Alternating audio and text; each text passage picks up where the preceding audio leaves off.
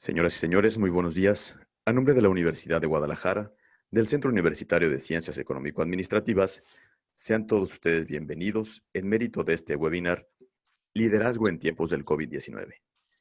Y para dar inicio formal a este seminario, me permito nombrar a las distinguidas personalidades que nos honran con su presencia. Yolanda Martínez, representante del BID en Chile, experta en innovación y tecnología. Nos acompaña también Javier Marcet, presidente de Lead2Change, consultor en estrategia, innovación y emprendimiento corporativo. Agradecemos también la presencia de Guillermo Cisneros, fundador y director de Universe, consultor en estrategia e innovación.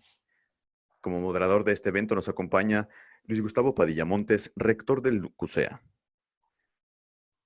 Reiteramos el saludo a todos ustedes y les mencionamos que al finalizar este seminario se leerán las preguntas y inquietudes que ustedes tengan siempre y cuando se envíen a nuestras redes sociales.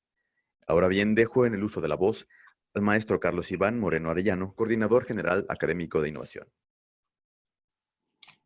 Muchas gracias. Muy buen día a todas y todos ustedes.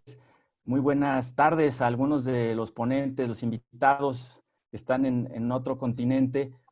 Quiero en primer lugar agradecer a las y los ponentes que nos acompañan el día de hoy por aceptar esta invitación. Por favor, reciban un saludo muy cordial de nuestro rector general, doctor Ricardo Villanueva Lomelí.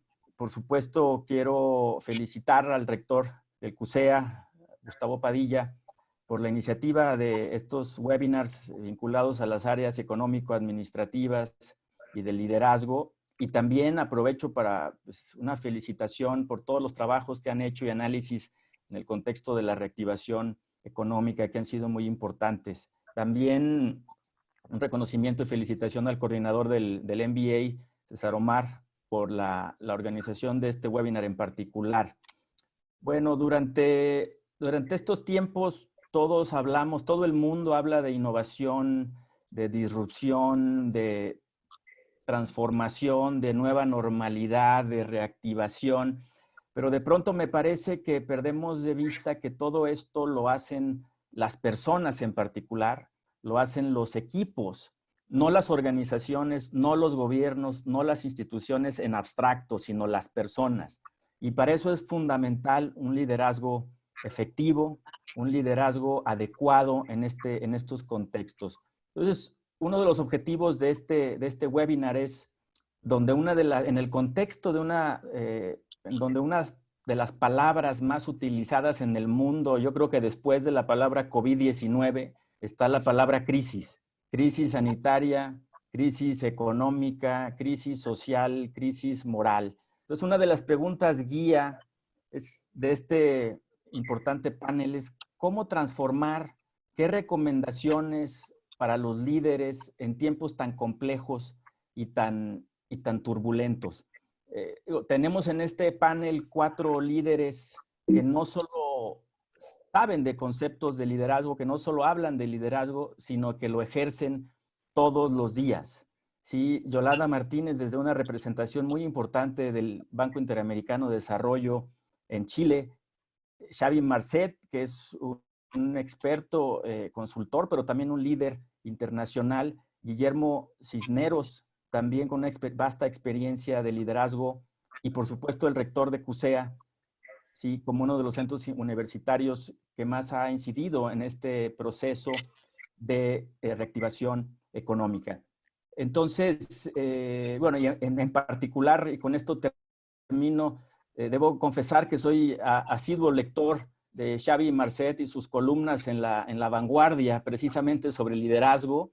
Son francamente muy buenas y muy recomendables. Agradezco una vez más que hayan aceptado esta invitación, dadas sus apretadas agendas, que antes eran de aeropuerto en aeropuerto y ahora son de plataforma en plataforma. Pero de cualquier manera se aprecia muchísimo y les agradezco. Será un placer escuchar a los 4 de ustedes. Les cedo la palabra al rector del CUSEA, Luis Gustavo Padilla. Muchas gracias y lo vamos a disfrutar mucho. Muchas gracias, Carlos Iván.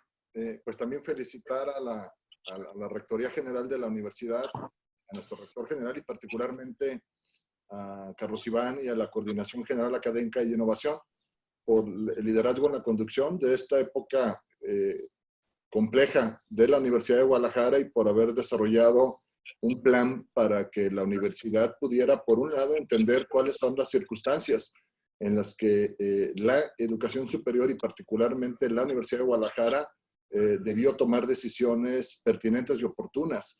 Y ello muestra, ya nos estamos adelantando en el tema de hoy, me queda claro que el liderazgo de la Universidad de Guadalajara en este periodo ha sido crucial, no solamente para conducir a través de la sala de situación de la Universidad de Guadalajara las políticas públicas que el gobierno del Estado adoptó para garantizar lo más importante en este periodo, que tiene que ver con salvaguardar la salud de nuestra población en esta pandemia, y ahora con la reactivación económica con la que efectivamente estamos como Universidad de Guadalajara colaborando con el gobierno, con una mesa de reactivación económica, porque estimamos que si bien lo más importante es preservar la vida y la salud de las personas, de los jaliscienses, de los mexicanos, también necesitamos tomar decisiones para que esta reactivación económica permita que la economía y el bienestar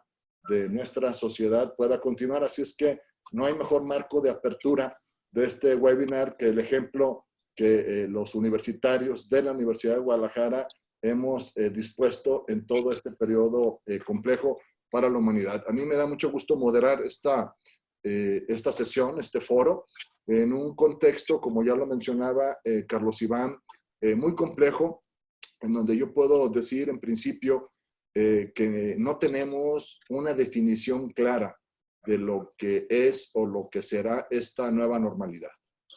Nos queda claro que la crisis sanitaria, que la pandemia nos sorprendió a toda la humanidad, a todas las organizaciones, y me atrevo a decir que el liderazgo, como se conocía en el presente, a principios de siglo, el liderazgo como se conocía en el siglo pasado, y el tipo de liderazgo que deberá afrontar los retos de una agenda global de sí ya compleja antes de este año 2020, al principio de este siglo, hoy nos ha cambiado completamente. Estamos viviendo una época en la que un conjunto de problemas se entremezclan, en donde la única constante es la gestión del riesgo, y un riesgo en donde lo vemos que se va manifestando de manera transversal en torno a una crisis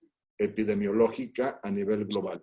Hemos visto cómo cada país ha adoptado medidas, políticas de Estado para salvaguardar lo más importante y poder garantizar la reactivación de la vida de la sociedad, la reincorporación a la vida cotidiana. Hemos visto cómo ha tomado decisiones países asiáticos, europeos, América Latina en particular, ha sido un mosaico de formas y medidas, y lo que nos damos cuenta es que el liderazgo se está transformando a un liderazgo ya no tanto de gobiernos, ni muy particularmente de organizaciones per se, sino son liderazgos a partir de personas o personalidades que entienden que hay una nueva gobernanza mundial, que hay una gobernanza, una forma de dirigir a la sociedad de manera distinta, en donde tendremos que encontrar espacios o plataformas para conjuntar liderazgos, a su vez, que permitan esa nueva gobernanza de este problema. Por eso es que hoy se antoja una exposición, como ya lo comentó Carlos Iván, muy interesante, porque Yolanda Martínez, quien actualmente representa, está como representante del grupo del BIT en Chile, y que ha tenido una gran trayectoria en la generación de colaboraciones y sinergias en proyectos públicos y privados, y su último periodo en política pública para la transformación digital, que sin lugar a dudas, hoy, gracias a la tecnología, gracias a estos medios digitales, nos están permitiendo mantener la socialización, la comunicación, la información, el conocimiento, la transmisión del conocimiento y la vida de transformación de lo social a lo digital es fundamental, y por eso me da mucho gusto que en un momento dado escuchemos a la opinión y el punto de vista de Yolanda Martínez, pero se integra con la visión de Xavi Marcet, de Javier Marcet, en donde pues él es un gran estratega sobre innovación y emprendimiento corporativo, que nos ha dejado, digamos, un conocimiento útil para tomar decisiones, por ejemplo, en la Escuela de Negocios de UC Berkeley. Ha estado trabajando desde el ESADE, que es una institución muy reconocida en Barcelona. Por cierto, yo algún día quise estudiar mi maestría en gestión pública en Barcelona. No lo pude hacer por circunstancias de coyuntura, pero bueno, reconocemos el trabajo que tú haces y sobre todo con tus contribuciones desde la Universidad Politécnica de la Cataluña y con esta liderazgo en el Global University Innovation Network, ¿no? Que es, digamos, el rol que tienen las universidades para afrontar estos desafíos y particularmente el liderazgo.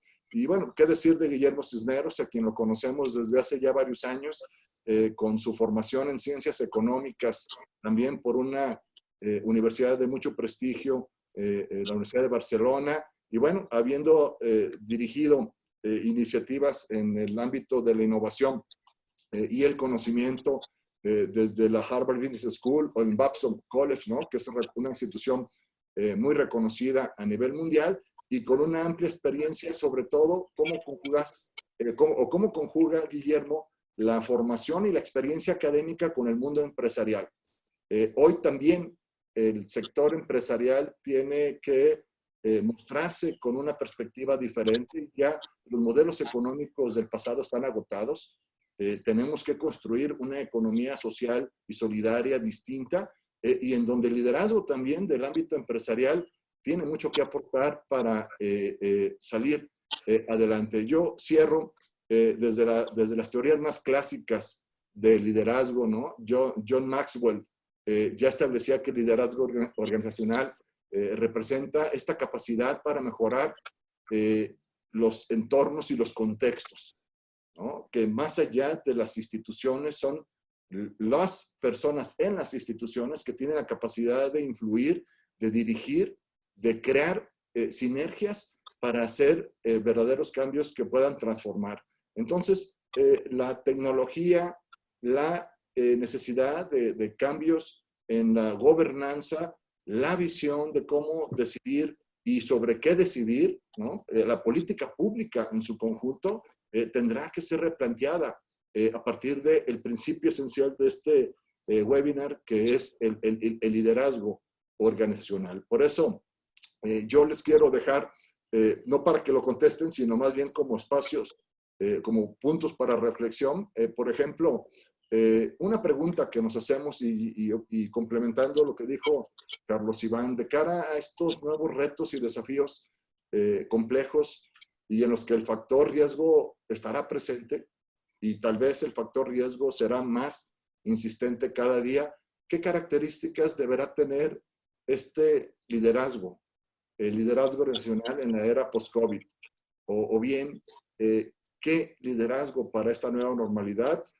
¿Qué retos enfrentamos como sociedad para lograr este regreso a la normalidad? ¿Y qué factores entonces del liderazgo serán determinantes para verdaderamente conducir y sobre todo trabajar y dar un resultado como sociedad? Hoy es muy difícil la reactivación económica porque las personas tenemos, digamos, una sociedad muy heterogénea. ¿Cómo conducir entre la pobreza, el desarrollo, la inclusión? Estamos viendo lo que está sucediendo en otros países, estamos viendo lo que está sucediendo en los Estados Unidos, particularmente por esta tragedia global, de tal suerte que se antoja pues que un liderazgo tiene que tener ciertas características. Así es que, si me lo permiten, y por tener la perspectiva de género en este webinar, a mí me gustaría primero dejar a nuestra amiga a Yolanda Martínez. Les vamos a dejar 8 minutos para que expongan en la primera ronda. después haríamos, digamos, un diálogo o algunas preguntas entre nosotros, nosotras y nosotros mismos, para poder después cerrar con conclusiones. Es que, Yolanda, por favor. Muchas gracias. Muy buenos días a todas y a todos. Muchas gracias por la oportunidad de estar aquí y de compartir. ¿Me podrían confirmar si se ve la presentación? Perfecto. Pues a nombre del Banco Interamericano de Desarrollo, gracias por el espacio para compartir. A mí me gustaría mucho comenzar la reflexión con datos importantes en cómo estamos en la región, en liderazgos de emprendimientos a los que se les denomina unicornio, ¿no? Estas famosas startups que alcanzan el valor de $1 billón de dólares, ¿no? Y en este contexto de COVID, donde la adopción exponencial del uso de tecnología ha sido el común denominador para permitir continuar con actividades como la educación, ciertas actividades de trabajo que se pueden hacer de manera virtual, esto empieza a tomar mucha relevancia, ¿no? La economía digital respecto del PIB mundial antes del COVID representaba un 15.5%. Las proyecciones que estaban estimadas para el 2025 describían un crecimiento de 24.3% del total de la economía. Habría que hacer estos ajustes derivados de la recesión actual por el COVID, pero una cifra importante es de 360 unicornios a nivel global, únicamente 19 están en América Latina y el Caribe, y no representados de manera equitativa entre todos los países de la región, ¿no? Sobresale México, Argentina, significativamente Brasil, ¿no? Y con estados bastante importantes como Nubank, Rapid en Colombia. ¿Y por qué ha sido tan lenta la participación o el desarrollo de nuevos liderazgos o emprendimientos en el mundo digital? Esta es una gráfica que me parece muy interesante. Viene de un estudio que se realizó con CEPAL y el Instituto de Telecomunicaciones de la Universidad de Columbia que dirige el Dr. Katz. Y básicamente esta gráfica representa cómo desde el 2004 al 2018 ha habido una inversión bastante importante de los países en materia de infraestructura, ¿no? Hoy la mayoría de los países en América Latina y el Caribe tienen acceso a Internet. En México el nivel de cobertura es de 80 millones de personas. En Chile es de los más altos a nivel regional. Varios de los países ya se encuentran en procesos de licitación de espectro 5G. Es decir, ha habido consistentemente inversiones importantes en materia de conectividad. Sin embargo, cuando uno compara este índice de digitalización versus el índice de capital humano, que el índice de capital humano es cuántos ingenieros se gradúan de las universidades, si se han habilitado políticas públicas asociadas a la reconversión laboral, pues vemos que este se ha mantenido muy estático. Y esto lo hemos visto con la crisis, ¿no? Una cosa es que las universidades tengan acceso a Internet, incluso en México acceso a la red NIVA o Internet 2 en la mayoría de la región de América Latina y el Caribe, o que las empresas tengan acceso a Internet. Y otra cosa es que hubiera una estrategia a nivel organizacional para operar completamente en digital, ¿no? Y esto refleja eso. Una cosa es tener el acceso y otra cosa es tener una estrategia de uso eficiente de esa tecnología para hacer que mi negocio o mi organización sea más productivo, como un factor de innovación o como un factor de base de nueva creación de servicios y emprendimientos digitales. ¿Cómo se viene el panorama en la región en materia COVID? Esta es una gráfica bastante interesante que muestra cómo la recesión en estos meses, donde ha bajado de manera muy significativa la actividad económica, puede significar para América Latina y el Caribe un retroceso de 13 años en materia de incidencia en la pobreza. Y esto es algo que hay que mantener muy presente cuando estamos hablando de liderazgo y de los desafíos que tienen las nuevas organizaciones públicas y privadas ante este contexto, ¿no? Era mucho lo que se había ganado en la región en general, en disminuir estos índices, en tener un Estado de Derecho que permitiera una mayor atracción de inversiones, que fomentara y facilitara la creación de nuevas empresas, pero eso se ve altamente amenazado por la recesión en la que estamos entrando. Un aspecto muy importante en América Latina y el Caribe son las remesas, ¿no? Y si pensamos en que en Estados Unidos hay más de 40 millones de personas que están pidiendo subsidios por pérdida de empleo, eso va a significar un impacto muy significativo en la baja de remesas como factor de ingreso para los sectores más vulnerables de América Latina y el Caribe. Y simplemente en México, las estimaciones que se han hecho de incidencia en nivel de pobreza, pues tenemos que si dejamos de recibir remesas, puede incrementar el porcentaje de población que se encuentra por debajo de la línea de pobreza hasta un 60%. Y es muy consistente la cifra en América Latina, en ciertos países de América Latina y el Caribe. ¿Cuál es el gran desafío organizacional? Y lo digo para todo, para las grandes empresas, para las pymes, para las universidades, apostarle al desarrollo del capital humano, apostarle a tener estrategias y políticas públicas de reconversión laboral que permitan desarrollar habilidades digitales para el siglo XXI. Pensamiento analítico y de innovación, análisis y evaluación de sistemas, racionamiento e ideación, inteligencia emocional, liderazgo e influencia social, un aprendizaje muy activo basado en proyectos, promover la creatividad, el diseño, el desarrollo de nuevas tecnologías, el pensamiento crítico y cómo tengo esquemas para resolver problemas complejos. De acuerdo a uno de los estudios más recientes de Naciones Unidas, la mayoría de las actividades administrativas van a ser automatizables entre un 30 y 60% en los próximos 10 años. Esto posiblemente se va a acelerar porque con COVID lo que pasó fue que se adoptó masivamente los recursos digitales en muchas de las organizaciones.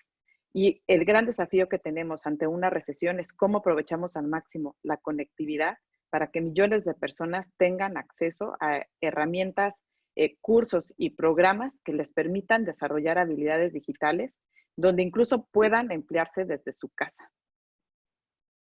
¿Cuál es el principal desafío en materia de transformación digital? Uno, para las organizaciones, entender que es un proceso continuo.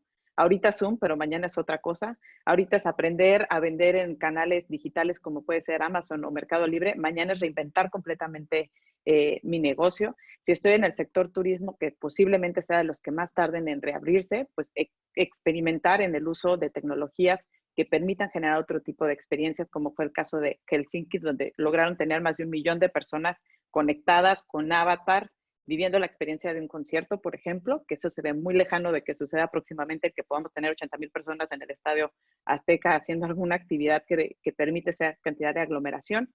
Involucrar a todos los agentes de la sociedad. El ejemplo de Jalisco en el trabajo colaborativo con la Universidad de Guadalajara, de análisis de datos, de diseño de política pública, el Hospital de las Pymes, son ejemplos de cómo el trabajo es colaborativo, cómo las crisis se tienen que atender de manera multisectorial, entre sector privado, sector público, sociedad civil, la responsabilidad ciudadana, la participación de todas las áreas internas de la institución. O sea, al llevar el proceso de transformación no es nada más del área de tecnologías de información, es un proceso organizacional completamente, ¿no? Donde la tecnología es solo un medio, pero implica transformar procesos, desarrollar habilidades digitales en todas las personas que están en la organización, entender e internalizar por todos los que participan en la organización que los datos son la materia prima más importante de la era digital y que el verdadero reto es el cambio cultural. Y eso incrementará nuestras capacidades como instituciones de resiliencia. Les pongo como ejemplo el banco, somos el organismo de financiación multilateral más importante para América Latina y el Caribe. Somos más de 4,000 personas distribuidas a lo largo de 26 oficinas y headquarters que se encuentra en Washington. Y a raíz de la emergencia se dispuso un capital de más de 12,000 millones de dólares para apoyar a los gobiernos en sus diferentes planes de contención de la emergencia y de reactivación económica. En un espacio normal, el diseño de una operación en el banco se llevaba 6 meses. El propio banco tuvo que aprender a disminuir significativamente este tiempo de aprobación, diseñando prototipos que atendían puntualmente las áreas más prioritarias, como es la emergencia en salud, los ajustes en materia fiscal, diferentes modelos de reactivación económica, eficiencia en el gasto, ¿no? Y pasar de un proceso que normalmente llevaba 6 meses, que involucraba viajar a muchas personas entre países para diseñar esas operaciones, a hacerlo todo completamente virtual desde el 15 de marzo y tener operaciones que se aprueban en 4 o 6 semanas máximo, ¿no? Algunos datos de cómo trabaja completamente virtual el banco desde el 15 de marzo. Tenemos más de 3.800 usuarios conectados diariamente a diferentes aplicaciones en nube, más de 2.400 reuniones virtuales en un día normal. El banco también ha permitido funcionar como plataforma para que muchos de los clientes del banco que no tienen las capacidades tecnológicas puedan aprovechar los diferentes mecanismos de conexión para realizar llamadas, y vino a romperse un paradigma, ¿no? No hay fronteras. Cuando alguien se conecta a Internet, hoy podemos estar en diferentes continentes dialogando sobre la importancia de los liderazgos internacionales gracias a que tenemos a Internet, y abre también una enorme oportunidad de cómo brindamos más impacto. Cómo el dinero que antes se invertía en tener misiones a diferentes países, ¿no? Pues hoy se utiliza para generar mayores instrumentos de financiamiento, para redefinir nuevas maneras de trabajar, para habilitar diálogos, para hacer más exponencial el impacto que tenemos como organización. Como última reflexión, me parece importante dejarles que el verdadero desafío viene cuando las organizaciones tienen que poner a disposición de sus clientes, públicos o privados, servicios digitales de forma ágil, sencilla, disponibles 24/7 desde cualquier dispositivo y lugar que tenga acceso a Internet, ¿no? Y pueden ser desde servicios de gobierno, como abrir una empresa, que hoy más que nunca para reactivar la economía, nadie se imagina una oficina llena de gente pidiendo turnos donde eso significa hacinamiento, o adultos mayores esperando a cobrar su pensión cuando son el grupo poblacional más vulnerable, ¿no? Hoy la tecnología nos ha enseñado que el valor más importante en los procesos de transformación son organizaciones que tienen equipos diversos en habilidades, en género, que centran y que tienen toda una estrategia de diseño de experiencias digitales basadas en las necesidades de los usuarios, desde servicios de gobierno, servicios de voluntariado. Me gusta mucho una iniciativa que se llama Be My Eyes, donde permiten que personas invidentes puedan, a través de una aplicación móvil, contactar a voluntarios que les leen las etiquetas cuando están en el súper o cuando están haciendo alguna actividad, ¿no? Bancos que ya existen completamente en digital, o sea que ya no existe el concepto y el costo de operación de tener sucursales, y eso nos viene a replantear cuál debe de ser la nueva forma organizacional, también en un proceso de reactivación económica que será muy duro, del que alcance los niveles de crecimiento que se venían registrando antes de la pandemia, donde los emprendedores, donde los inversionistas deberán de estar focalizando el esfuerzo en inversiones llamadas ESG, es decir, en aquellas empresas que sean socialmente con un impacto muy claro, responsables con el medio ambiente, más humanas en cómo incluimos y diseñamos servicios y experiencias digitales para todos. No olvidemos que hay un gran porcentaje de la población a nivel mundial que tiene algún tipo de discapacidad y que no pueden quedar excluidos de este tipo de revoluciones. Con esto aquí los dejo. El banco tiene muchísimas iniciativas en materia de liderazgo organizacional, en materia de política pública para el desarrollo. Los invito a que conozcan estas iniciativas con mayor detalle. El representante en México es Tomás Bermúdez, y sin duda nos encanta formar parte de este ejercicio de reflexión, donde la apuesta está a seguir generando mayores capacidades de liderazgo y de emprendimiento que permitan a la región de América Latina y el Caribe aprovechar al máximo todo lo que se puede hacer cuando se tiene acceso a Internet, y cuando ese acceso a Internet significa una mayor oportunidad de desarrollo para las personas y de productividad para los emprendimientos. Gracias. Muchas gracias, Yolanda. Nos quedamos con un desafío que en el liderazgo tiene que ver con la adopción digital. Y para esa adopción digital, un gran reto tiene que ver cómo disminuir las brechas entre quienes tengan oportunidad al uso de los recursos digitales y quienes no lo tengan. Se ha discutido mucho a lo largo de estos últimos, yo diría, 15 años en México, que el Internet es un habilitador económico, es un democratizador y es un igualador social, de tal manera que países como el nuestro tendría que digamos, relanzar esa visión y esa estrategia digital nacional para poder aprovechar al máximo esto que tú has comentado, y sobre todo estar muy conscientes, y yo agregaría que esta política global de gobierno abierto, gobierno digital, hoy más que nunca tiene una actualidad que tendríamos que optar por ella, y sobre todo también desde el mundo económico y empresarial, todos los retos de la economía del conocimiento y particularmente la cuarta revolución industrial, ¿no? Creo que ahora, con esto que tú estás señalando, creo que es muy claro, ¿no? Que una de las alternativas, para reducir las brechas y poder recuperar económicamente a nuestras economías, pues tendríamos que tener claro esto que tú acabas de plantear y que el BID lo ha venido manejando de una manera muy consistente y pertinente. Bueno, ahora dejamos a Javier Marcet también para que nos hable desde su punto de vista sobre qué liderazgo necesita nuestra sociedad para poder salir adelante. Por favor, Javier. Pues, buenas tardes y en primer lugar dar las gracias a la Universidad de Guadalajara, a la Cosa del Rector. Muchas gracias, Carlos Iván. Muchas gracias por esta oportunidad de poder participar. Yo les platicaré un poco de lo que he vivido estos días con líderes de distintos ámbitos, empresariales sobre todo. Mi principal actividad está en ayudar a empresas, pero también con líderes universitarios y líderes, en este caso, básicamente de España, en términos políticos. Miren, mi intervención será un poco distinta a la de Yolanda, más centrada, digamos, en estas características de liderazgo. Miren, es en la adversidad cuando se ponen a prueba los líderes. Para pedalear en llano y en bajada es más fácil. Es en la adversidad donde sabemos, digamos, la calidad de los líderes que tenemos.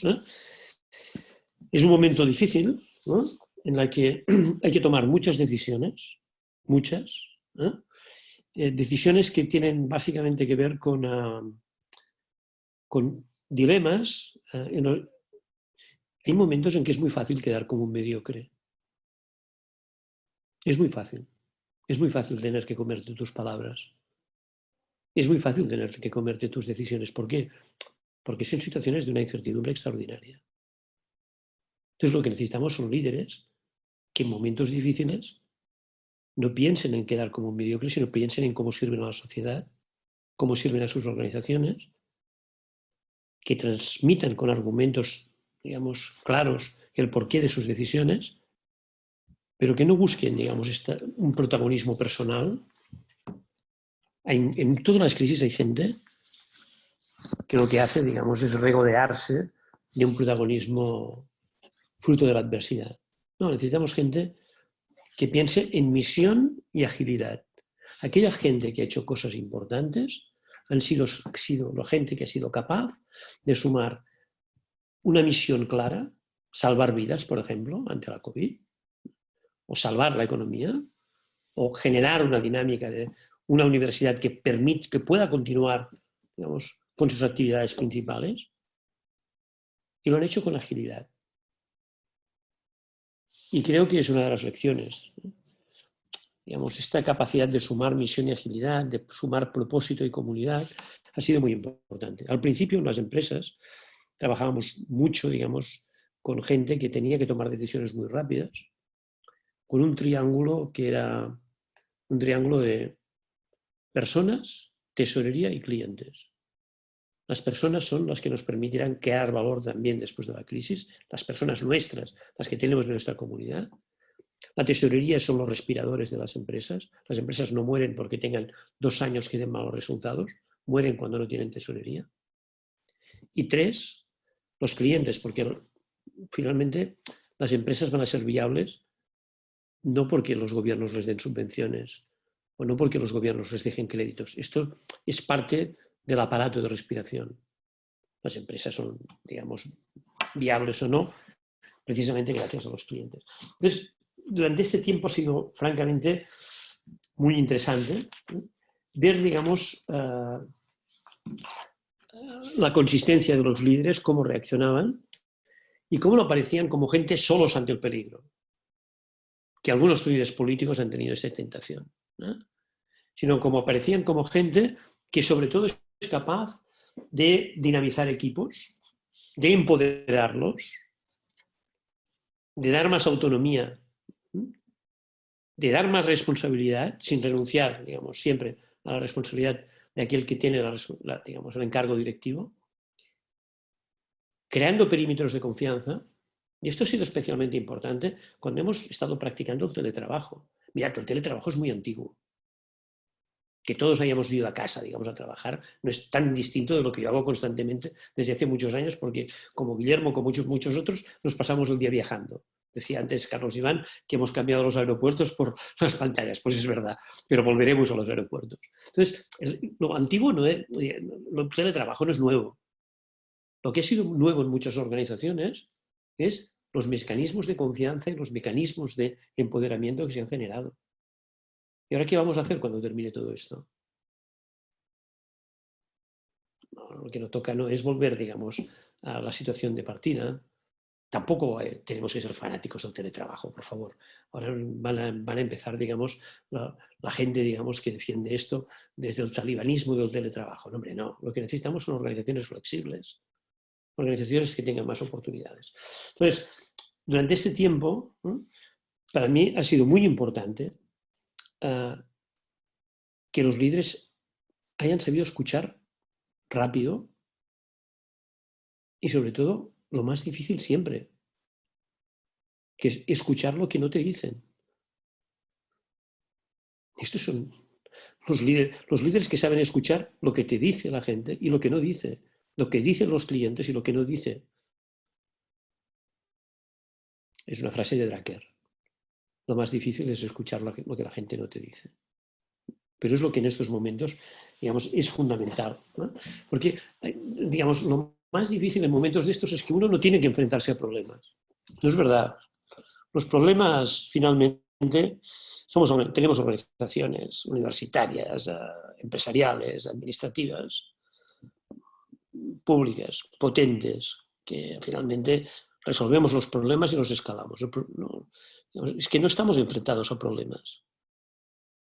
La complicación, el mundo del siglo XX era complicado y generaba problemas. El mundo del siglo XXI es complejo y genera dilemas. Y ahora estamos ante un gran dilema, el más grave de nuestra vida.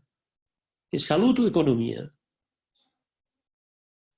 Y hemos visto cómo hay determinados líderes en el mundo, digamos, que han hecho ridiculeces constantes, impropias de sus países. No, digamos, lo difícil, digamos, del liderazgo hoy es enfrentar la complejidad, es enfrentar, digamos, estos dilemas. Y tengo que decir que ha habido gente que he encontrado admirables, porque hay gente, digamos, que es normal, y lo entiendo y no lo critico. Han quedado muy pegados, digamos, a la realidad de este momento, han puesto la nariz en los Excels y han visto, digamos, como... Muy bien, perfecto. Pero hay gente que en este momento ha sabido levantar la mirada. Levantar la mirada, ¿no? Y han sido capaces de hacer algo que es propio de los grandes líderes, que es ante la máxima adversidad ser constructores de oportunidades. Este es un elemento clave del liderazgo hoy. Ser opportunity builder, ser constructores de oportunidades.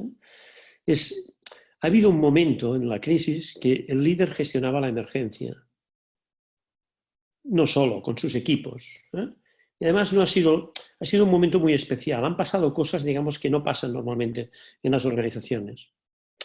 Pero ahora lo que toca, digamos, no solamente es gestionar las emergencias, sino nos toca es inspirar. Siempre respetamos más a la gente de la que aprendemos. Y los líderes tengo que inspirar. Inspirar especialmente lo que hay que aprender de esta crisis y lo que hay que desaprender. Y esto no es formación. La formación es más fácil que todo esto. Para aprender uno tiene que querer aprender.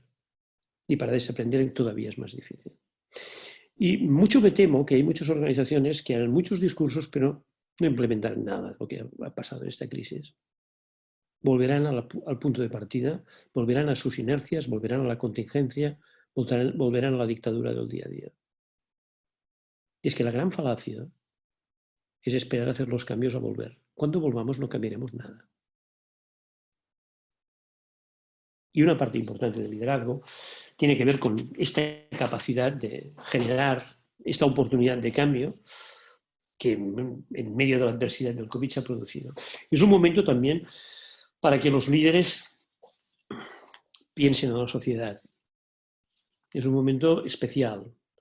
En las universidades tenemos que pensar con la sociedad, tenemos que pensar también, digamos, en, evidentemente, nuestros alumnos, nuestra comunidad.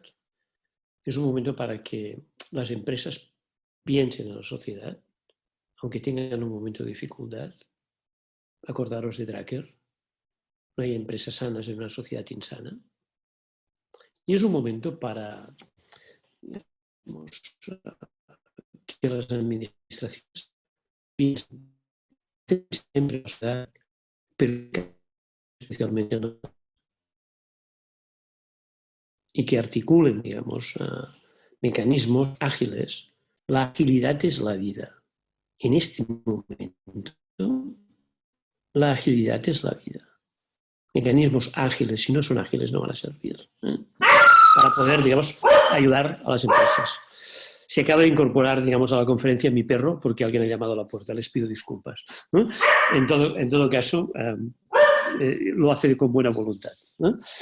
Finalmente, me gustaría también comentarles que una de las cosas que más me ha impresionado es determinados liderazgos que sin buscar ningún protagonismo han mostrado una resiliencia extraordinaria. Gente que básicamente ha entendido lo que hace muchos años que sabemos, pero que cuando lo ves no deja de impresionarte. Y es que liderar solamente se lidera desde el ejemplo. Crear narrativas es algo, digamos, realmente fácil, ¿no? Y lo que más me impresiona es, digamos, esta gente que lo hace, bueno, que entiende una cosa que hace muchos años que sabemos, pero que es esencial para mí en el liderazgo. Es que liderar no es servirse, sino que liderar es servir sin aspavientos, sin darte importancia, más de la que... No. Practicar ambición y humildad. Esta es la lección. Y vamos a necesitar este tipo de gente porque, mirad, ante la adversidad, muchas de nuestras organizaciones han sido capaces de ponerse en formato beta, casi como si fueran startups cuando son elefantes que no se mueven casi. Moverlos es una barbaridad, es mover transatlánticos. Ahora lo que necesitamos son líderes que sin esta adversidad sean capaces, sean conscientes, sean inspiradores, porque cuando pase la COVID, nuestras organizaciones continuarán necesitando mucha transformación. Y en esta lógica, no de servirse, sino de servir sin aspavientos, creo que está el camino. Muchas gracias. Muchas gracias, Javier. Muy interesante todas tus reflexiones y nos quedamos con esta gran definición, digamos, de lo que es el liderazgo que requieren nuestras organizaciones, nuestra sociedad, en donde debe de haber una misión clara, debe de haber esa agilidad para poder atender y responder con la velocidad que se debe de atender a los problemas, enfrentando de una manera precisa la complejidad y sobre todo esta forma de adaptar en el que tendremos que aprender a desaprender más rápido y aprender entonces lo que pueda ser útil para pensar o repensarnos desde las esferas pública, privada, en el centro, que en este caso es nuestra sociedad, y sobre todo esta capacidad de tener un liderazgo resiliente, ¿no? Capaz de poder amortiguar incluso la presión de quienes no pueden hoy tejer un camino claro hacia el futuro, en donde el liderazgo es un liderazgo adaptativo, un liderazgo que crea valor público para la sociedad. Creo que el valor público ahora es encontrar cuál es el valor público o a qué le va a dar valor nuestra sociedad, y eso tiene que ver con escuchar. Es un tiempo en el que nos tenemos que escuchar para poder caminar y reconstruir a una sociedad con mucha complejidad. Así que muchas gracias. Y bueno, ahora nos vamos a Guillermo Cisneros. Guillermo, por favor.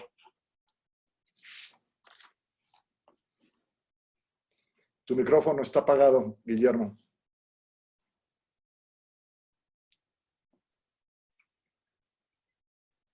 Micrófono apagado, Guillermo. Tienes que prenderlo. ¿Ya? Listo. Perfecto, estupendo, muchas gracias. Pues nada, encantado de estar con todos ustedes hoy. Voy a complementar algunas de las cosas que tanto Yolanda como Xavi han comentado e intentaré no ser redundante, aunque habrá puntos de coincidencia necesariamente. Evidentemente nos enfrentamos a una crisis sanitaria, social, económica, como os ha comentado, pues sin precedentes, desconocida, imprevista, pero también un contexto que la crisis va a ser la nueva constante, porque al final la crisis es cambio, y el cambio va a ser es la nueva constante. Lo que nos encontramos es una crisis tan masiva que todo esto se refleja en todos los aspectos de la sociedad, económicos, sociales, sanitarios, con fuertes dilemas. Y al final también lo que hacen es generar dos aspectos positivos, buscando siempre un aspecto positivo. Primero, nos obliga a transformar, como dice Xavi, de una forma mucho más ágil y rápida, cosas que debían pasar pero no estaban pasando y que posiblemente pues, van a pasar de una forma más rápida y nos obligan a esa capacidad de cambio que posiblemente estábamos retrasando. Y también va a ser una oportunidad de crear y descubrir líderes, los líderes que necesitamos, ¿no?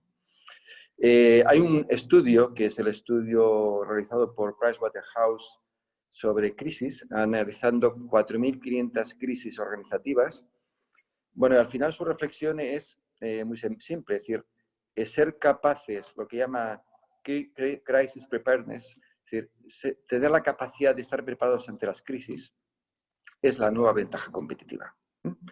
Y es la nueva ventaja competitiva de las organizaciones. Y la situación en la que estamos pues va a ser una prueba de ello, ¿no?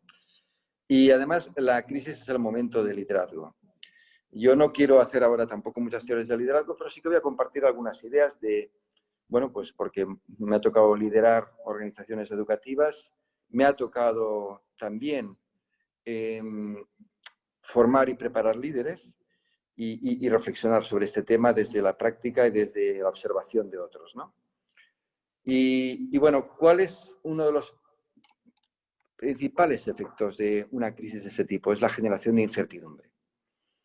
Al final, la incertidumbre es la falta de seguridad, la falta de confianza en lo que va a pasar, no sabemos dónde estará.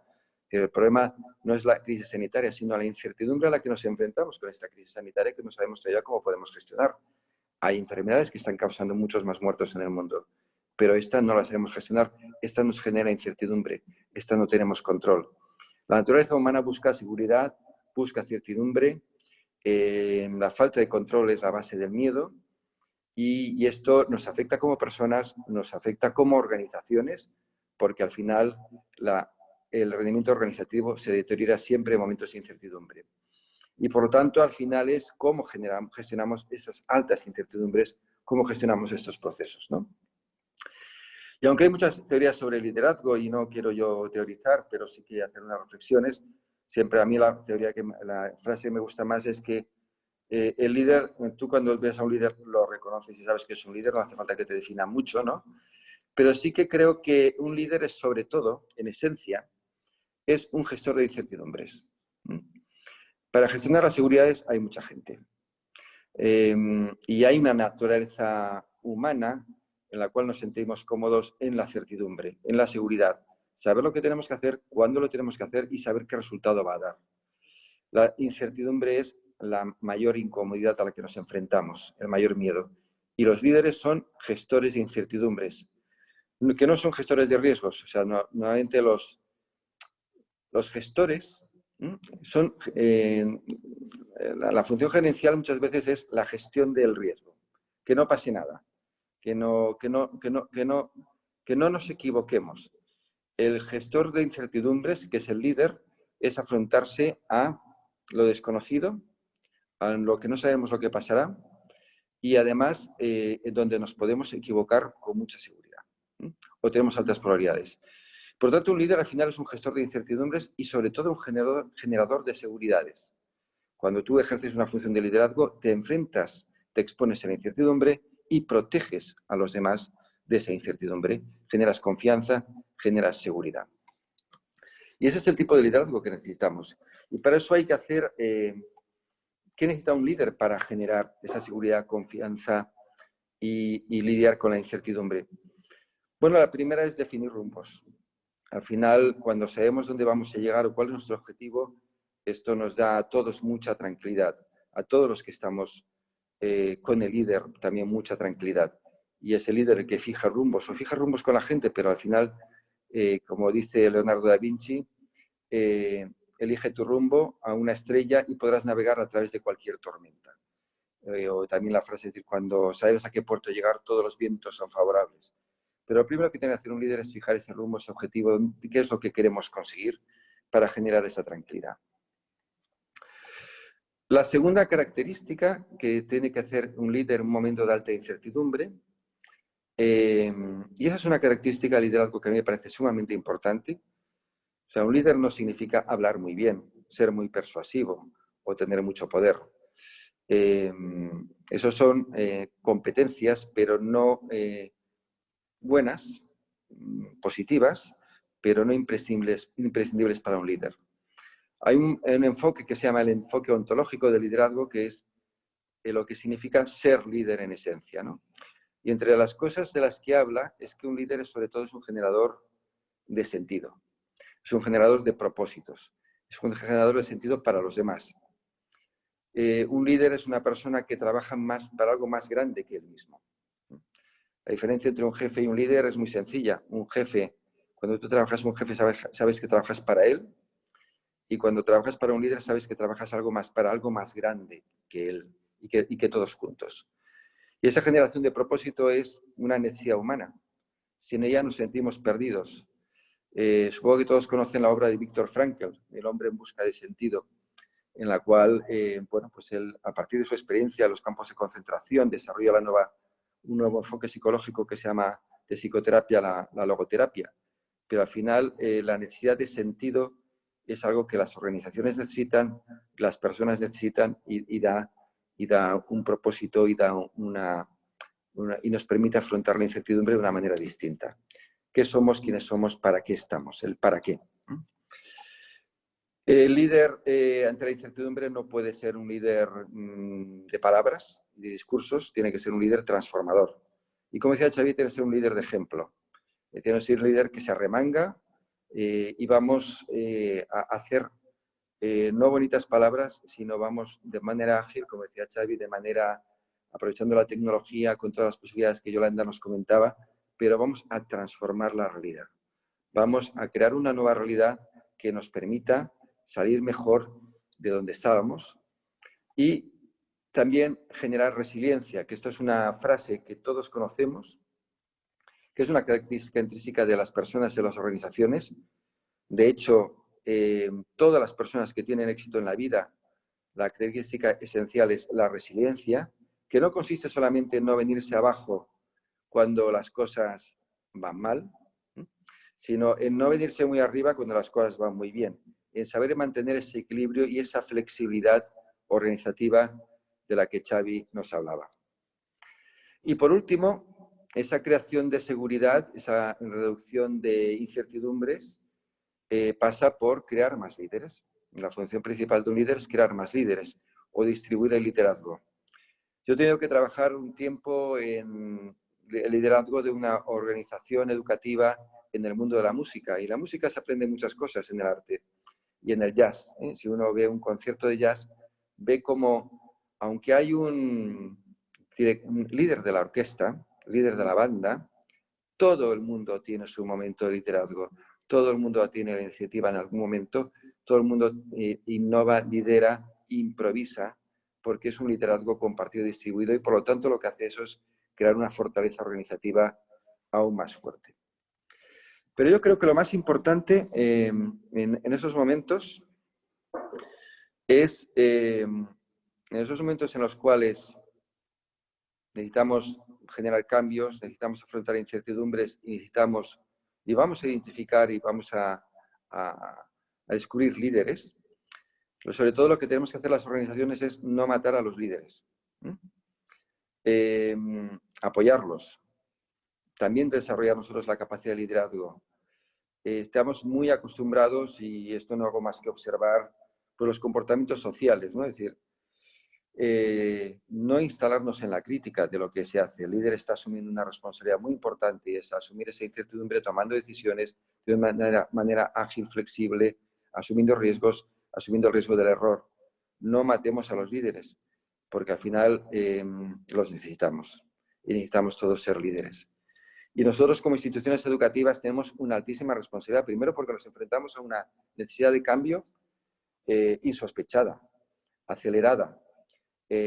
Instituciones que somos tradicionalmente muy conservadoras, donde nos cuesta mucho asumir las transformaciones, donde la certidumbre es nuestro paradigma.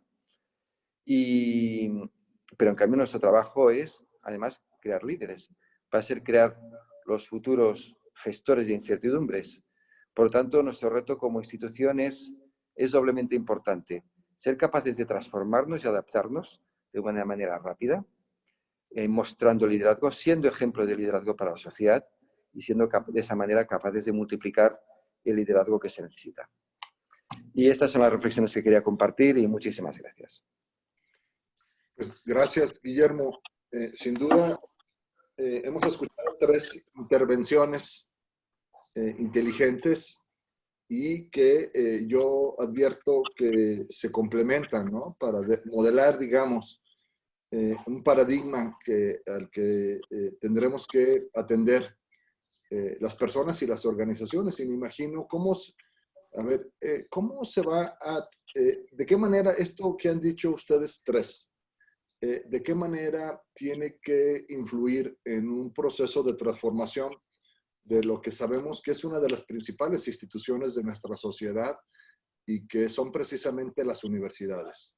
Yo leo y ahora reflexiono sobre lo que escuché, ¿no? Por parte de Yolanda, ¿no? Esta capacidad de transformación digital y aprovechar, o sea, ¿qué pasa qué recomiendas tú, Yolanda, para la universidad y los liderazgos universitarios? Nos dimos cuenta que entramos a una crisis de gestión educativa, de transición de un modelo a otro, de seguir manteniendo, digamos, las funciones sustantivas de una universidad, que es la docencia, la investigación, la extensión, la difusión de la cultura, la vinculación y sobre todo las universidades son por esencia instituciones de alto liderazgo y por tanto quienes dirigen a las universidades tendremos que adoptar ese liderazgo de una manera muy particular. También desde el punto de vista de Xavi, este gran desafío, ¿no? Que has planteado tú, ¿cómo lo ves en la universidad, en las universidades en el mundo y particularmente en instituciones como la nuestra, que además, pues no solamente es la función de formar, sino también es la función de orientar, de coadyuvar para sobrellevar a una sociedad y en el proceso de generar un conocimiento útil y poderlo, digamos, llevar a los rincones de una sociedad. Y contigo, Guillermo, bueno, pues claramente dijiste algunas características del nuevo liderazgo, ¿no?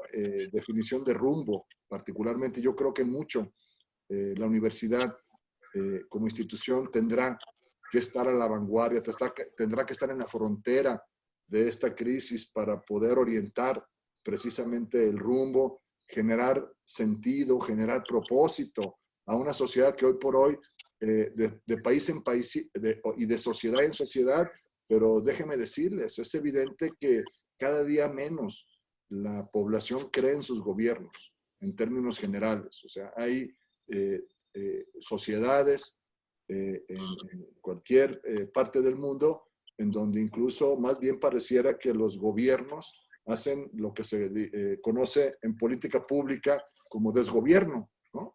Entonces, no es fácil. ¿Qué rol juega entonces la universidad? Y toda esta capacidad de distribuir el liderazgo, ¿no? De formar a nuevos líderes. A mí me gustaría escucharles, a reserva de tener otras preguntas por parte del público. Ahora, todo esto, ¿no? Si lo vemos en términos de liderazgo en las universidades, ¿Y qué tenemos que hacer quienes estemos al frente? Lo digo yo, Carlos Iván, el rector general, tu servidor en un centro universitario tan imponente por su liderazgo que ha propiciado a lo largo de los años. ¿Qué pueden decir de esta perspectiva? Si gustan, empezamos igual con Yolanda. Muchas gracias, rector, y muy enriquecedor escuchar a Javier y a Guillermo. Yo soy una orgullosa egresada de CUSEA y de la Universidad de Guadalajara, y estoy convencida que la universidad debe de ser una plataforma de desarrollo para la comunidad en la que se encuentra, y debe de ser una puerta al mundo para sus estudiantes. Cuando alguien va a la universidad, no importa de dónde vengas, es un espacio común. Es una comunidad vibrante de aprender, de explorar, de saber que no hay límites y de que mientras se construyan las capacidades necesarias para dirigir, para cuestionar, para emprender, me parece que son las habilidades más importantes, desarrollar esa actitud, ¿no? Y bueno, y el skill.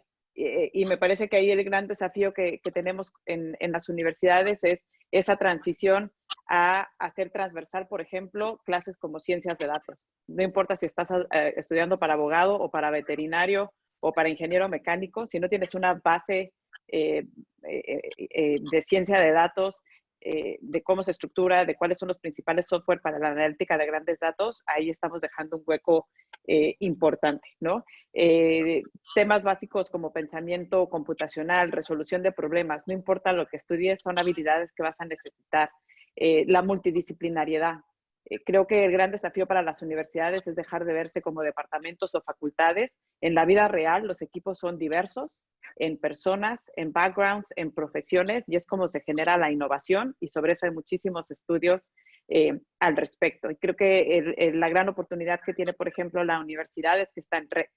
Y al estar en red, democratiza el acceso a la educación a toda la gente de Jalisco, ¿no? Y cómo se aprovecha ese espacio para ampliar incluso la cobertura. Hoy a lo mejor hay una limitante de que en una clase caben 100 personas en un salón físico. Bueno, en una clase de Zoom no hay límite.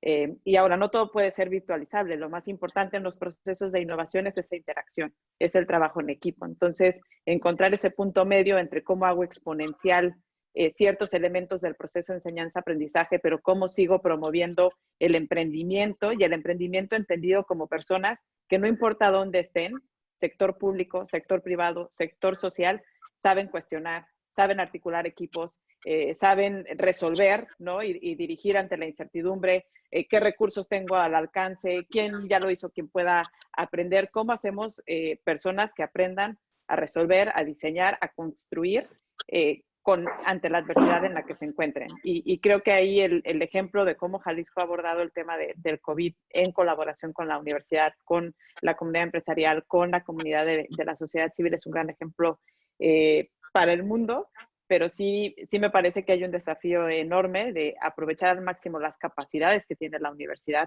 técnicas, físicas, de talento, para potenciar aún más la generación de un desarrollo más sostenible y sustentable, en este caso para Jalisco. Muchas gracias, Yolanda. Pues estamos totalmente de acuerdo contigo en los principios que has comentado ahora con Xavi. Hay un tema que nos hemos venido planteando en la Universidad de Guadalajara y en muchas otras instituciones de educación superior a nivel global, en donde nos enfrentamos al dilema de sí formar técnicos y profesionistas, pero sobre todo formar seres humanos, formar ciudadanos. Para ti ahorita, en este momento de crisis y con todo lo que se avecina, ¿no? ¿Dónde ves a la universidad partiendo de estas reflexiones que hiciste sobre el factor del liderazgo?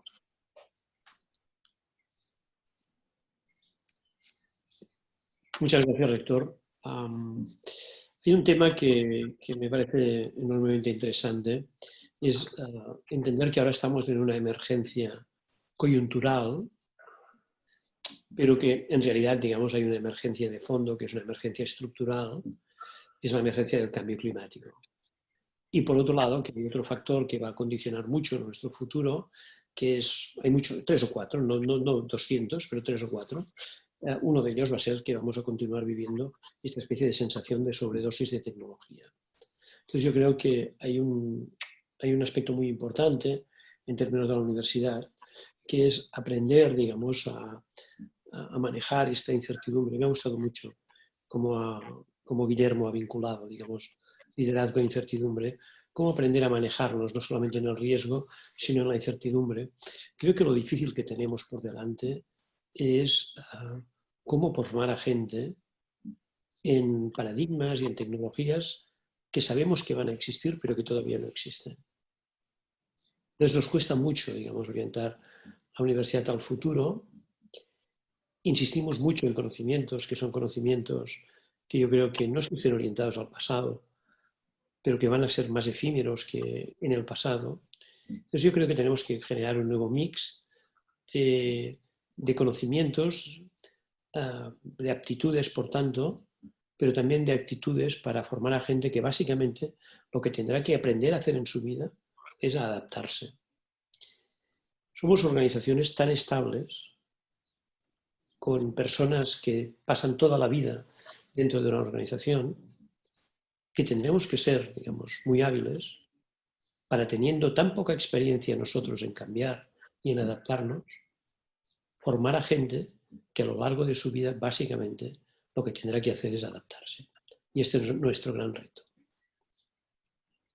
Muchas gracias, Xavi. Fíjate que hace poco he tenido diálogos con prácticamente todas las sectores o con todos los grupos de la comunidad CUSEA, en donde estamos atendiendo de manera muy particular a los vulnerables, sobre todo aquellas mujeres y hombres que se encuentran en una condición de vulnerabilidad, ¿no? Mujeres en un entorno muy complejo, nuestros estudiantes que provienen de comunidades originarias, indígenas, a el grupo de la diversidad, ¿no? Que también hay que escucharlo, que también hay que conocer qué está pasando en su entorno y de qué manera. Y esta jornada, cuando a mí me preguntaban cuándo íbamos a regresar a clases, oiga, me decían, oiga, rector, ¿cuándo regresamos a clases? Y lo primero que yo dije, espero que nunca regresemos a las clases como solíamos tenerlas. Esa fue mi respuesta, ¿no? O sea, porque verdaderamente estoy convencido que este momento nos va a probar a las instituciones y a las personas. Entonces, cuando yo respondí, espero que nunca, me refería a que no podemos regresar a un aula con 40 estudiantes, en donde un docente se pone enfrente, en donde lo que estamos, no voy a alargar mucho esta conversación porque ustedes son expertos en esta materia, pero sí nos quedamos con el sabor por esta charla en que tendremos que tener una misión, ¿no? Y tomar decisiones ágiles y sobre todo con una velocidad impresionante, porque coincido yo con ustedes y particularmente con Xavi, con lo que dijo ahorita, en el sentido de que tenemos agendas estructurales, ¿no? Y que no habíamos resuelto en el pasado y que se nos agregó una que yo no sé qué tan emergente va a ser y si esta agenda solamente será emergente o será nada más la antesala de una nueva agenda global. De tal suerte que ahora más que nunca tenemos que atender con mucha sensibilidad. Yo percibo que empieza a haber un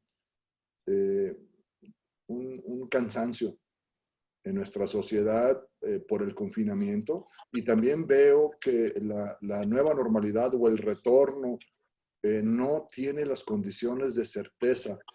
Y algo que ustedes decían es cómo crear, digamos, este sentido de credibilidad, ¿no? O sea, que nos crean que lo que estamos decidiendo hoy tiene, si bien ahora tiene un efecto, puede ser cierto costo, por así decirlo, más vale que manejemos el costo ahora por un bienestar futuro. De tal suerte que no sé como un último comentario de ustedes, vamos a cerrar a las 12:15, está muy interesante, pero a mí me gustaría escucharles ahora desde la perspectiva de la sociedad. Pongámonos en el papel o pongámonos en el rol de estas mujeres, madres de familia, que se encuentran ahora en una condición vulnerable. Vayámonos a esos grupos que hoy económicamente perdieron el empleo, ¿no? Ustedes saben, en Jalisco, particularmente en Jalisco, estimamos que de lo que va a marzo a mayo, estamos perdiendo arriba de 90,000 empleos. O sea, se pueden imaginar, de por sí ya había debajo de la línea de bienestar ya tenemos un problema. Como yo decía Yolanda, todo lo que ganamos en los últimos años en dinamismo económico lo perdimos en muy poco tiempo.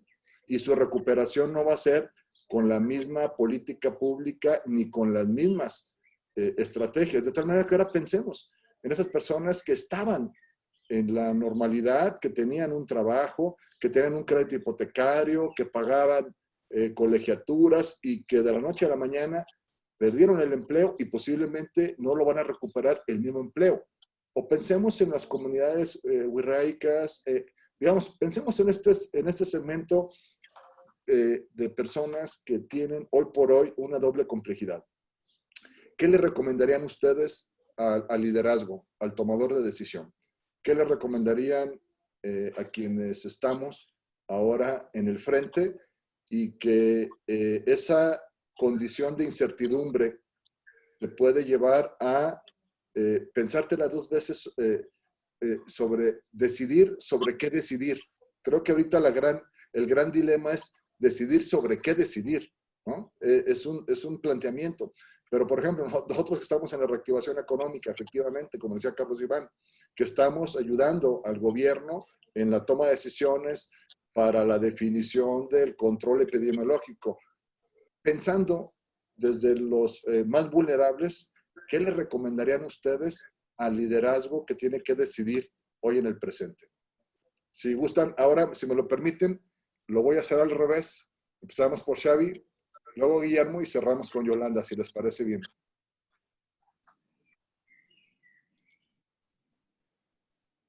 Muy breve, para dejar espacio, digamos, a Guillermo y a Yolanda. Es realmente difícil. Lo más fácil, digamos, es hacer recetas simplistas, pero yo solamente quería decir una cosa al respecto. Lo consistente es hacer 2 cosas. Uno,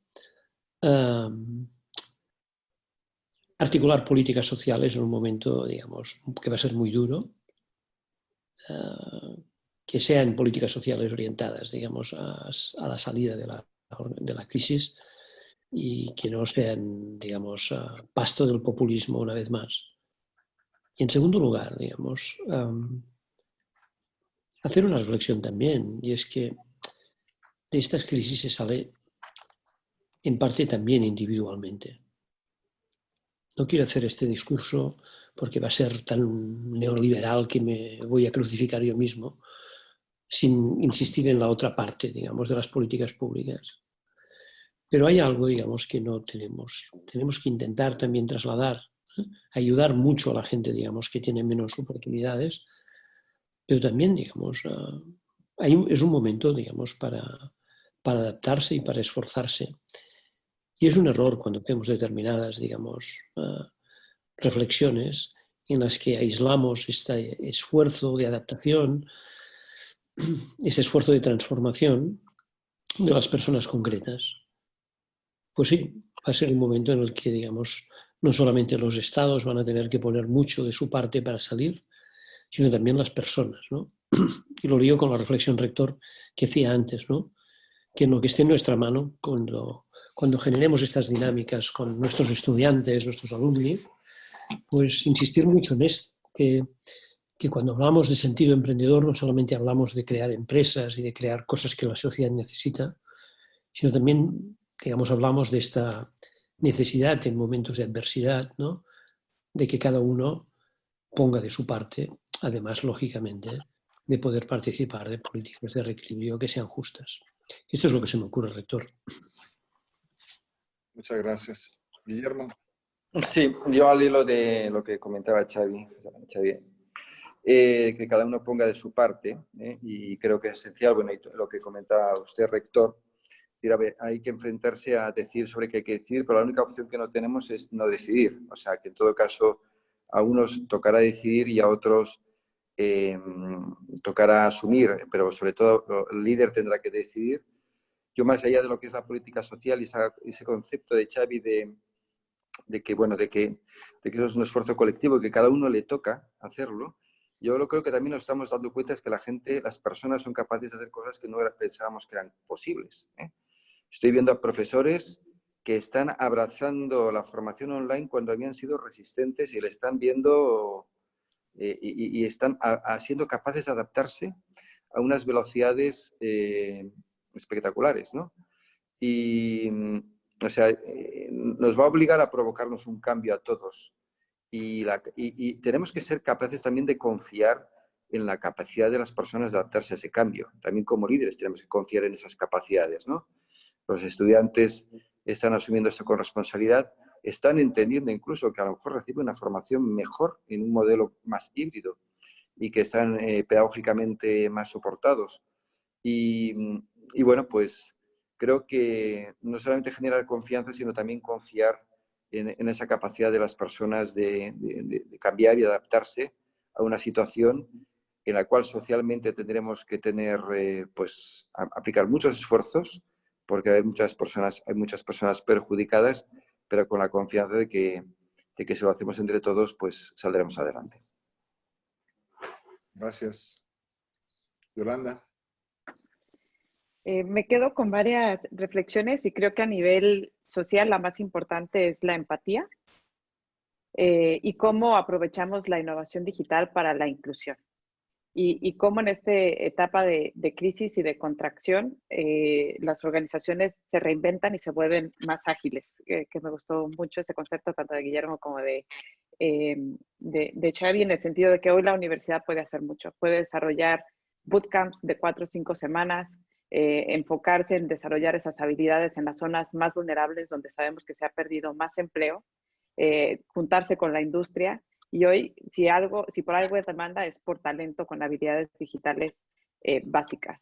Si alguien se mete a la página de cualquier emprendimiento digital, lo que más están reclutando son diseñadores UX, testers de aplicaciones, cientistas de datos, y para eso no tienen que ir la persona a la universidad a ganar un grado de ingeniería 5 años. Necesita habilidades básicas en los lenguajes de programación que ahorita más están usando los emprendimientos. Y esas habilidades básicas se pueden aprender desde casa. Pero hay que diseñar esa estrategia de democratizar el acceso a esas habilidades y me parece que ahí es donde esa agilidad, por ejemplo, de las instituciones educativas puede ser un gran detonador de desarrollo y de democratizar el conocimiento en tiempos de crisis. Y todo eso puede pasar mientras la gente está confinada, ¿no? Pueden aprender cosas, pueden aplicar a trabajos, pero tiene que ser un ejercicio muy coordinado.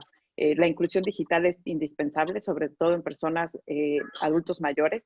Pueden tener la pensión en línea, pero si nadie se toma el tiempo de enseñarles a lo importante que es cuidar su password, a dar retroalimentación a quien diseña aplicaciones de que los adultos mayores necesitan números más grandes, de que son más lentos en su motricidad. Esa es la base de la economía digital, ¿no? Y en esas pequeñas acciones y en pensar y en diseñar para todas y para todos es donde se hace la diferencia y donde me parece que también la universidad puede reinventarse en otros espacios fuera del mecanismo de aprendizaje tradicional para incluir a todos a la sociedad de la información y del conocimiento. Y sobre educación en liderazgo, creo que es muy importante la ética y la responsabilidad social, la empatía con todos, en un mundo donde hay muchísima tecnología, pero es solo un medio. Lo más importante es que seamos mejores seres humanos.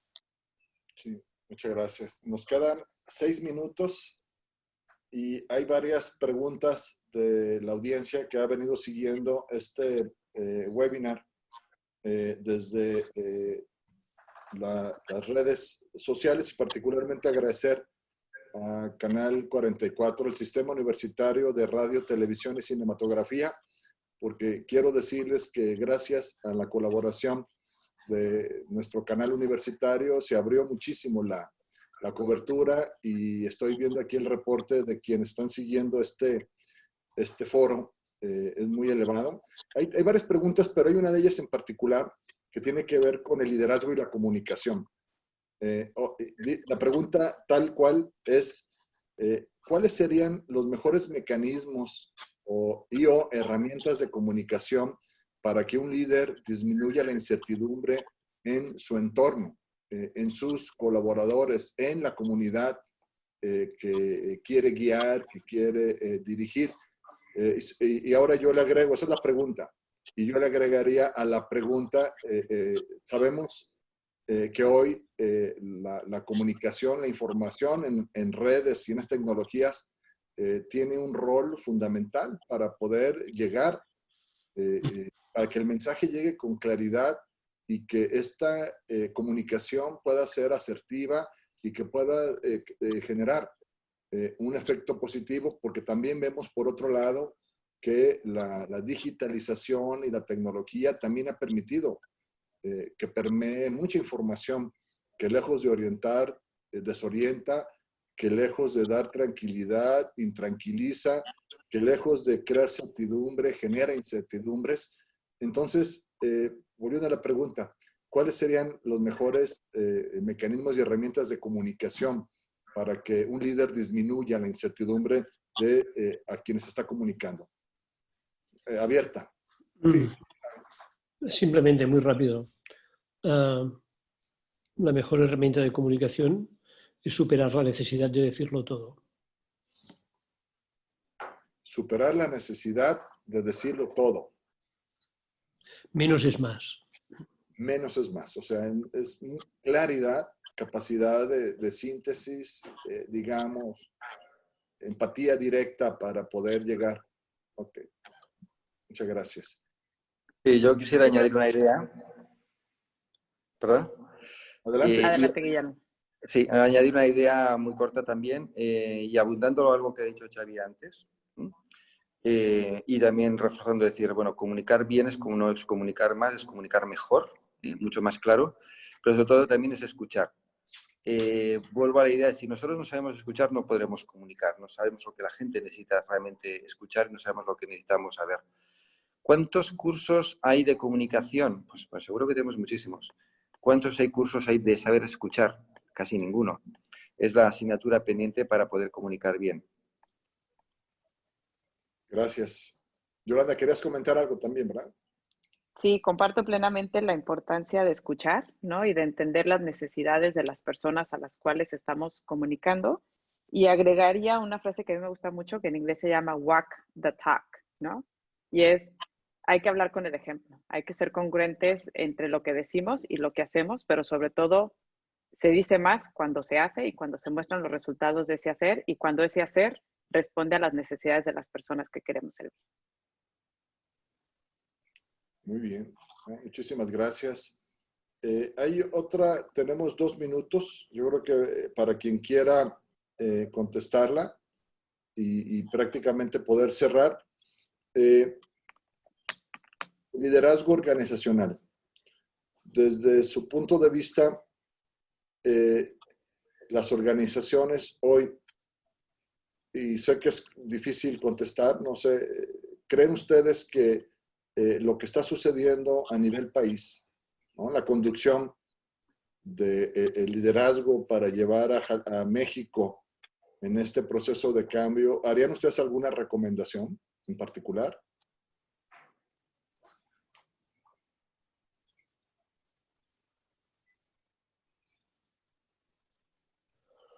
Una recomendación genérica, no para México, sino para el mundo. Es un pésimo negocio alejar el talento de la política. Muchas gracias. A mí me parece una reflexión importante la corresponsabilidad, ¿no? Atender una crisis como la que estamos viviendo no es responsabilidad nada más del gobierno, de las universidades o del sector privado. La responsabilidad es de todos como humanidad. Y en la medida en que a nivel multiactor haya espacios de diálogo, de debatir, de analizar cuál es la evidencia que se tiene para ir tomando las decisiones, es como también se va creando más certidumbre. Cuando todas y todos formamos parte de la estrategia de solución, cuando todas y todos se dialoga en un espacio donde se puede decir, oye, nos equivocamos y está bien y se vale equivocarse, ¿no? Pero en ese espacio abierto de diálogo, de poder llevar una crisis de manera consensuada, multiactor. Gracias. Sí, yo añadiría esa idea que apuntaba antes, es decir, sobre todo la responsabilidad como sociedad es no instalarse en la crítica y no ahogar a los líderes, a las personas que están asumiendo la responsabilidad, porque realmente también merecen ese reconocimiento. Pues muchas gracias. Estamos en la raya del tiempo para concluir. A nombre de la Universidad de Guadalajara y particularmente del CUSEA, les agradecemos su participación, sus aportaciones. Nos quedamos con un mosaico de perspectivas sobre el liderazgo organizacional en tiempos del COVID-19. Muchísimas gracias. Gracias a la audiencia que nos siguió. También gracias a Canal 44. Y bueno, particularmente a mi amigo Carlos Iván también, felicitarle por el trabajo coordinado que hicimos para llevar este webinar el día de hoy. A Omar también, gracias. Y nos encontramos abiertos para poder seguir con este diálogo. Así que muchísimas gracias y que tengan muy buena tarde, todas y todos. Gracias a todos. Gracias a todas y a todos.